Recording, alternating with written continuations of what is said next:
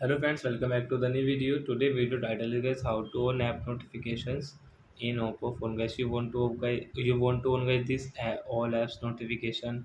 Guys, example for YouTube, Chrome, Google File, Facebook, Instagram. Guys, you want to on this app notification. So guys, you can on it in this video. Guys, I will show you that after that, guys you can on your app notifications in your Oppo phone. So guys, first of all open your phone setting. Then guys scroll it and guys click on notification and status bar setting. Guys scroll it, then guys you can see app notification. So you want to on guys app notification like this Chrome.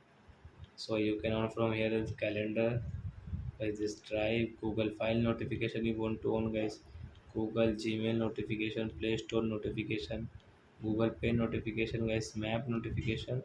So I think it's a understood like example for YouTube setting, recorder, photos, and guys photo notifications. So you can on from here in your Oppo phone. So that's it guys. Thanks for watching my video. Now we will meet our next video with new topic. Before guys, please go and like and subscribe my channel. Bye.